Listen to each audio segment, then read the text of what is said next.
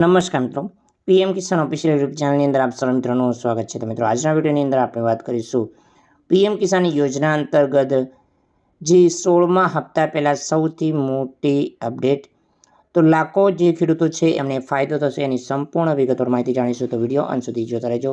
જો તમે અમારી ચેનલ પર નવા છો તો ચેનલને સબસ્ક્રાઈબ જરૂર કરજો। તો ચાલો મિત્રો, આજનો વિડીયો શરૂ કરીએ।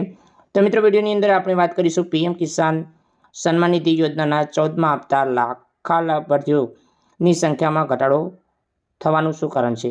તો સરકારે ખેડૂતોને આર્થિક સહાય આપવા માટે પીએમ કિસાન સન્માન નિધિ યોજના શરૂ કરી છે। તો આ યોજના સરકાર દ્વારા વાર્ષિક 6,000 રૂપિયા રકમ આપવામાં આવે છે। તો આ સરકાર હપ્તામાં આપવામાં આવે છે। સરકાર જે ખેડૂતોને દરેક હપ્તામાં 2,000 રૂપિયાની રકમ આપવામાં આવે છે। તો ત્યાર સુધી સરકારે આ યોજનામાં 15 હપ્તા બહાર પાડ્યા છે। તો આ સાથે 16મા હપ્તાનું રજિસ્ટ્રેશન પણ શરૂ થઈ ગયું છે।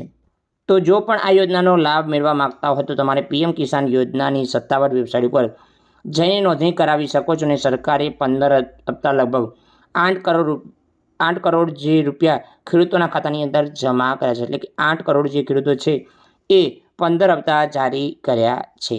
તો તમને જણાવીએ કે આની અંદર પીએમ કિસાન સન્માન નિધિ યોજના આગામી હપ્તો એટલે કે 16મા હપ્તાના લાભાર્થીઓની સંખ્યા નોંધપાત્ર ઘટાડો થઈ શકે છે। ચાલો આપણે જાણીએ આ યોજના જે ઘટાડો થવાની જે સંખ્યા શું કારણ સામે આવ્યું છે। તો મિત્રો, ઘટાડો થવાની સંખ્યામાં કારણ સામે આવવાની વાત કરીએ કે KYC। સૌથી પહેલાં તો આપણે વાત કરીશું પીએમ કિસાન સન્માન નિધિ યોજનાના લાભ મેળવવા માટે સરકારે જમીન ચકાસણી KYC ફરજિયાત બનાવી છે। જોકે ખેડૂતોએ KYC જમીન ચકાસણી નહીં કરી હોય એ યોજનાનો લાભ નહીં મળે, જેને કારણે દેશના જે ખેડૂતોને આ યોજનાનો 15મા હપ્તાથી લાભ મળ્યો નથી। તો ખેડૂતો પીએમ કિસાન પોર્ટલ ઉપર CSC સેન્ટર મુલાકાત લઈ અને સરળતાથી KYC કરાવી શકે છે। તો મિત્રો, નોંધણીમાં ભૂલ। તો મિત્રો, પીએમ કિસાનની નોંધણી કરતી સમયે કોઈ ભૂલ થાય તો પણ ખેડૂતોને યોજનાનો લાભ મળતો નથી। તો આ સિવાય લાભાર્થીઓની યાદીમાં બહાર થઈ શકે છે।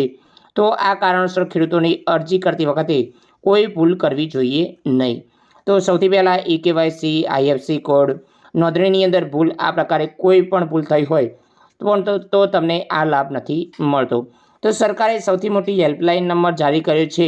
જો તમારા ખાતાની અંદર હપ્તા નથી આવતા તો તમે આ જે મોબાઈલ નંબર છે, જે ટોલ ફ્રી નંબર છે, એના પર કોલ કરી અને વધુ માહિતી મેળવી શકો છો। અને જે ઓફિશિયલ મેલ ID છે એના ઉપર મેલ કરી પણ વધુ માહિતી મેળવી શકો છો। તો મિત્રો, આ હતી સૌથી મોટી માહિતી, સૌથી મોટી અપડેટ। તો બસ મિત્રો, આજના વિડીયોમાં મિત્રો આટલું જ। જય હિન્દ, જય જવાન, જય કિસાન।